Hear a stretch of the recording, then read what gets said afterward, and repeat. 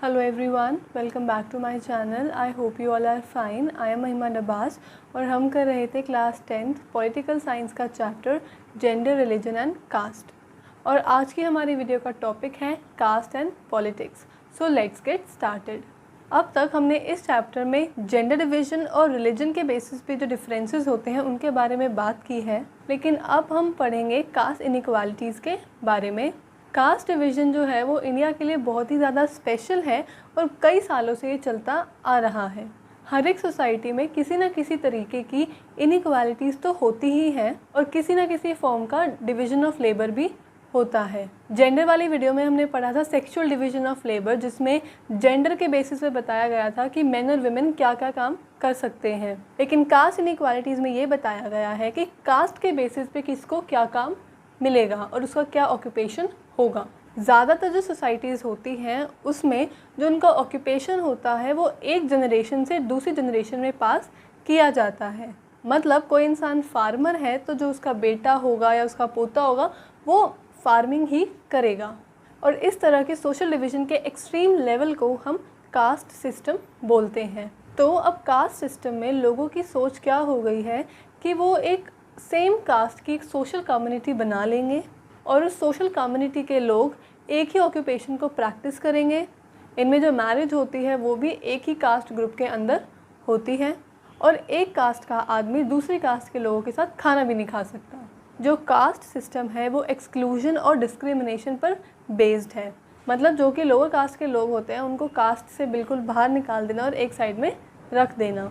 इसका एग्जाम्पल है कि पहले के टाइम में क्या होता था कि एक गांव होता था, उसके अंदर की जो जगह, जो पूरी जगह होती थी वो अपर कास्ट के लोगों को दी जाती थी और जो बिल्कुल बाहरी एरिया होता था, बिल्कुल जो एक्सक्लूडेड एरिया होता था, वहाँ पे जो लोअर कास्ट के लोग हैं उनको घर दिए जाते थे और इनके साथ अनटचेबिलिटी भी होती थी।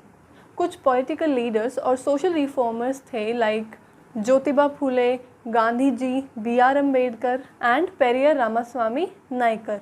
इन्होंने काम किया ऐसी सोसाइटी बनाने में जहाँ पर कास्ट इनइक्वालिटीज़ बिल्कुल भी ना हो। तो कुछ तो इनके स्ट्रगल की वजह से और कुछ जब लोगों की टाइम के साथ सोच बदलती गई, जो सोशल इनइक्वालिटीज़ है मॉडर्न इंडिया में वो ख़त्म होती गई। कुछ इकोनॉमिक डेवलपमेंट की वजह से भी कास्ट इनइक्वालिटीज़ इंडिया में कम हुई हैं। इकोनॉमिक डेवलपमेंट के एग्जाम्पल्स हैं, फर्स्ट इज़ अर्बनाइजेशन। अर्बनाइजेशन में क्या होता है कि जो लोग हैं वो रूरल एरिया से अर्बन एरिया, मतलब जो टाउन्स या सिटीज़ या जो शहर जिनको हम हिंदी में बोलते हैं, वहाँ पे वो शिफ्ट कर लेते हैं। तो अब एक गांव में तो एक्सक्लूड कर दिया था कि जो बाहर का एरिया होगा वहाँ पे ज़्यादातर लोअर कास्ट के लोग ही रहेंगे, लेकिन अर्बन एरिया में तुम कैसे किसी को आउटकास्ट कर सकते हो या एक्सक्लूड कर सकते हो। तो अर्बनाइजेशन में क्या हुआ, वहाँ पे हर तरीके के लोग रहने लगे, अपर कास्ट भी लोअर कास्ट भी। अब हम जैसे कभी मूवी देखने जाते हैं या रेस्टोरेंट में खाना खाने जाते हैं, हमें कोई फ़र्क ही नहीं पड़ता कि नेक्स्ट टेबल पे कोई इंसान बैठा है वो अपर कास्ट का है या लोअर कास्ट का, क्योंकि अर्बनाइजेशन की वजह से जो हमारी सोच है वो बदल चुकी है। सेकेंड रीज़न है growth of literacy and education. Education की वजह से बहुत लोगों की सोच बदली कि कास्ट इनइक्वालिटी सिर्फ एक मिथ है, ऐसा कुछ नहीं होता, कोई अपर कास्ट नहीं होती, कोई लोअर कास्ट नहीं होती। और पढ़ाई करने के बाद लोअर कास्ट के लोगों को भी जॉब्स मिली, तो एक ऐसा एनवायरनमेंट बन गया जहाँ पे हर एक कास्ट के लोग एक साथ मिलकर काम करने लगे। थर्ड रीज़न था ऑक्यूपेशनल मोबिलिटी। जैसे कि हमने पढ़ा था कि कास्ट सिस्टम में एक जनरेशन से दूसरे जनरेशन में ऑक्यूपेशन को पास कर दिया जाता है, लेकिन जैसे मैंने अभी आपको बताया कि जैसे जैसे लोगों ने पढ़ाई की उनको पता लगा कि हमें और भी जॉब्स मिल सकती हैं, तो उन्होंने जो उनके एंसेस्टर्स मतलब दादा परदादा जो काम करते थे उसको छोड़ के उन्होंने एक नई फील्ड में अपना काम किया, मतलब अपना ऑक्यूपेशन चेंज कर लिया। और इसी शिफ्ट को कि जो कि एक जनरेशन टू जनरेशन एक ऑक्यूपेशन आ रहा है और किसी एक जनरेशन ने उसको चेंज कर दिया, दूसरे काम वो करने लग गए, उसको हम बोलते हैं ऑक्यूपेशनल मोबिलिटी। और लास्ट रीज़न था weakening of the positions of the landlords. इसमें क्या होता था कि पहले विलेजेस में लैंडलॉर्ड्स होते थे, लैंडलॉर्ड्स की ज़मीन पर जो लोअर कास्ट के जो लोग थे वो काम करते थे और कई बार लोअर कास्ट के लोगों को पैसों की ज़रूरत होती थी तो वो लैंडलॉर्ड से बोरो कर लेते थे, लेकिन वो कई बार पैसे नहीं दे पाते थे वापस लैंडलॉर्ड्स को, जिसका फ़ायदा लैंडलॉर्ड्स उठाते थे और लोअर कास्ट के लोगों को अपने घर में काम करने के लिए लगा देते थे। छोटे मोटे जो काम होते थे वो करवाते थे, की बहुत इंसल्ट करते थे, उनको हैरेस करते थे। तो टाइम के अकॉर्डिंगली लैंडलॉर्ड्स की पावर कम होती गई, जिसकी वजह से कास्ट इनइक्वालिटीज़ हमारी सोसाइटी में भी कम हो गई। हमारे कॉन्स्टिट्यूशन ने कास्ट बेस्ड इनइक्वालिटीज़ और डिस्क्रिमिनेशन को बिल्कुल ही प्रोहिबिट किया है, और अगर कोई किसी के साथ डिस्क्रिमिनेशन करता है on the basis of caste तो उसको पनिशमेंट मिलेगी। ऐसे प्रोविजंस भी इंडियन कॉन्स्टिट्यूशन में हैं। लेकिन अभी भी इंडिया में बहुत सारी जगह ऐसी हैं जहाँ पे कास्ट इनइक्वालिटीज़ प्रैक्टिस की जाती हैं। आज भी लोग अपनी ही कास्ट में मैरिज करना प्रेफर करते हैं, और कॉन्स्टिट्यूशनल प्रोहिबिशन के बावजूद भी अनटचेबिलिटी को आज भी प्रैक्टिस किया जाता है इंडिया में। इंडिया में अब हर एक सिटीज़न के लिए एजुकेशन के प्रोविजंस हैं, लेकिन ओल्ड सिस्टम जो था इंडिया का, उसमें क्या था कि बहुत सारे लोगों को एजुकेशन लेने से मना कर दिया था बिकॉज ऑफ देयर कास्ट। तो उसका जो डिसएडवांटेज था उसका असर आज भी कई बार होता है, क्योंकि मैक्सिमम जो अर्बन मिडिल क्लासेस हैं उनमें अभी भी हम अपर कास्ट के लोगों को ही देखते हैं। और जो कास्ट सिस्टम है वो कम्प्लीटली रिलेटेड है इकोनॉमिक स्टेटस से। इकोनॉमिक स्टेटस से इसलिए जैसे कि एक फार्मर है, उसकी जो इनकम होगी वो एक धोबी से या कोई मोची है उससे बहुत ज़्यादा होगी। तो जिसके इनकम ज़्यादा है मतलब उसका स्टेटस भी ज़्यादा होगा, और इसी इकोनॉमिक स्टेटस की वजह से हम उनको अपर कास्ट बोलते हैं। और जिनके पास पैसे कम है, जिनकी इनकम कम है, हम उनको लोअर कास्ट बोल देते हैं। So now our topic is caste in politics. जैसे कि हमने कम्युनलिज्म में पढ़ा था, वैसे ही जो कास्ट सिस्टम है वो एक सोल बेसिस है किसी भी सोशल कम्युनिटी का, और इसी वजह से वो एक किसी भी नेचुरल सोशल कम्युनिटी से बिलोंग करते हैं जिनमें सभी लोगों के इंटरेस्ट सेम होते हैं, और एक कास्ट के लोग दूसरी कास्ट के लोगों के साथ कोई भी इंटरेस्ट शेयर नहीं करते। जैसे हमने रिलीजन में पढ़ा वैसे ही हम पढ़ेंगे various forms of caste in politics. So first है कि इलेक्शंस के टाइम में जो पार्टी होती है वो देखती है कि किस एरिया में कौन सी कास्ट के लोग ज़्यादा रह रहे हैं, उसी हिसाब से वो एक ऐसा कैंडिडेट उसी कास्ट का चूज़ कर लेते हैं जो उस एरिया से इलेक्शन लड़ेगा। और जब गवर्नमेंट बन जाती है उसके बाद भी पार्टी को ये ध्यान रखना पड़ता है कि जो किसी एक पर्टिकुलर कास्ट के या किसी ट्राइब के लोग, उनको रिप्रेजेंटेशन दी जाए जिससे कि उनके कास्ट के लोगों का सपोर्ट उस पार्टी को मिलता रहे। सेकंड है जो पॉलिटिकल पार्टीज़ होती हैं और जो कैंडिडेट्स होते हैं वो इलेक्शंस में कास्ट सेंटिमेंट्स के थ्रू वोट लेते हैं। जैसे कि हमने रिलीजन में पढ़ा था कि इलेक्शंस के टाइम में वोट बैंक बनाने के लिए क्या करते हैं लोग, अपने रिलीजन को सैक्रेड सिंबल्स दिखाएंगे या होली बुक्स दिखाएंगे, रिलीजन के बेसिस पे इमोशनल कर देंगे। सेम वैसे ही कास्ट के बेसिस पे भी लोगों को इमोशनल किया जाता है सपोर्ट लेने के लिए।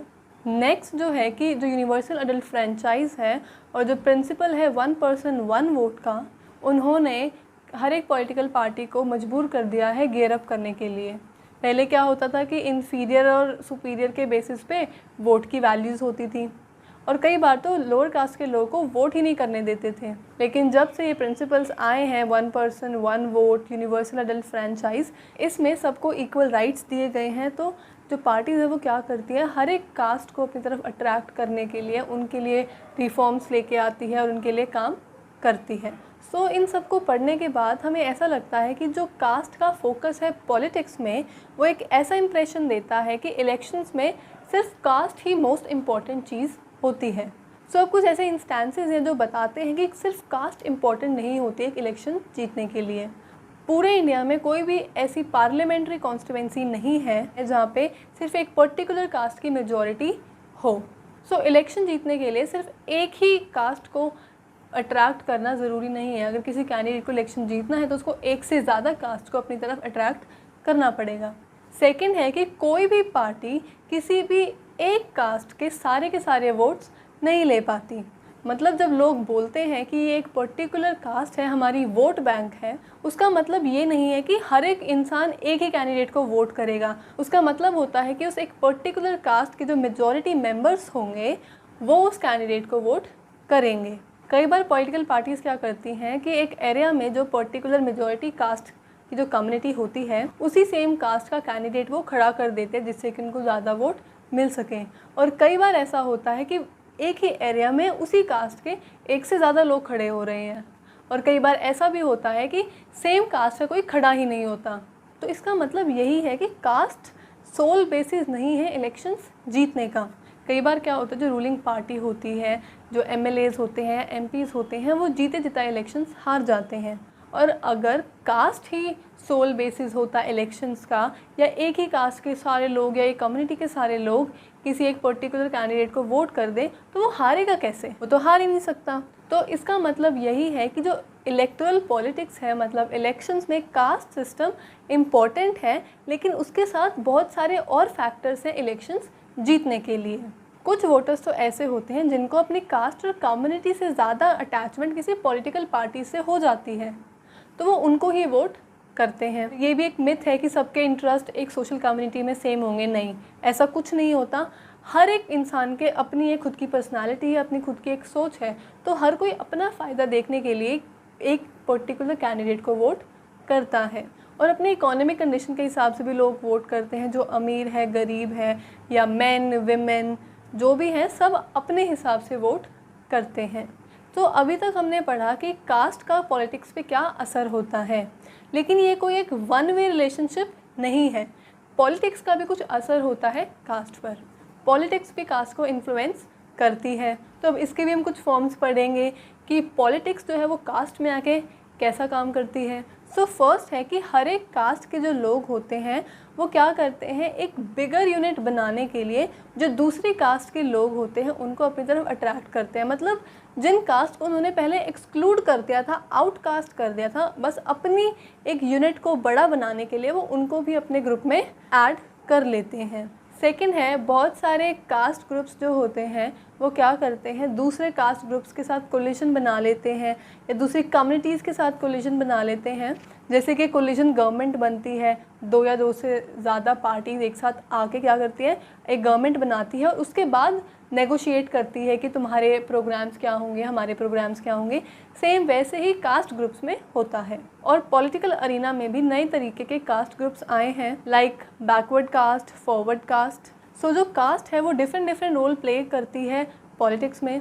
और कई बार ऐसी सिचुएशन भी होती है कि जब हम कास्ट डिफरेंसेस को सामने लेके आते हैं पॉलिटिक्स में या उसके खिलाफ आवाज़ उठाते हैं, तो जो बैकवर्ड कास्ट होती हैं या जो लोअर कास्ट होती है उनके पास एक अपॉर्चुनिटी होती है कि वो अपनी डिमांड्स आगे रख सकें, अपनी हक की बातें कर सकें, जिससे कि बहुत फ़ायदा हुआ है आउटकास्ट के लोगों को। उनको एजुकेशन मिली है, जॉब अपॉर्चुनिटीज़ मिली है, इक्वल रिस्पेक्ट मिली है, इक्वल राइट्स मिले हैं। और बहुत सारे पॉलिटिकल और नॉन पॉलिटिकल ऑर्गेनाइजेशंस हैं, पार्टीज़ हैं जिन्होंने डिमांड की है कि कास्ट बेसिस डिस्क्रिमिनेशन बिल्कुल ख़त्म कर देना चाहिए, इक्वल अपॉर्चुनिटीज़ इन सबको मिलनी चाहिए। लेकिन एट द सेम टाइम जो एक्सक्लूसिव अटेंशन अगर हम इनको दे देंगे, मतलब बहुत सारी टेंशन से अगर हम सिर्फ कास्ट को दे देंगे, तो उससे बहुत सारी नेगेटिविटी रिड्यूस होगी। क्योंकि हमारी कंट्री में और भी बहुत सारे ऐसे टॉपिक्स हैं जिन पे हमें बात करनी है, जिसके खिलाफ हमें आवाज़ उठानी है, लाइक पावर्टी, डेवलपमेंट और करप्शन। लेकिन कास्ट डिवीज़न भी नहीं होना चाहिए, उसके लिए भी हमें काम करना ज़रूरी है। क्योंकि कास्ट डिवीज़न से क्या होता है, टेंशन्स क्रिएट होती है, कन्फ्लिक्ट्स होते हैं और कई बार तो वो वायलेंस बन जाता है और दंगे फसाद भी कास्ट के बेसिस पर होने लगते हैं। So that's it. इसी के साथ हमारा chapter gender, religion and caste ख़त्म होता है। इस चैप्टर के नोट्स मैं आपको डिस्क्रिप्शन बॉक्स में दे दूँगी, आप वहाँ से जाके भी पढ़ सकते हैं। नेक्स्ट वीडियो में हम शुरू करेंगे पॉलिटिकल पार्टीज़। अगर आपको मेरी वीडियो अच्छी लगी, so you know the drill, like, share and subscribe. Thank you and stay safe.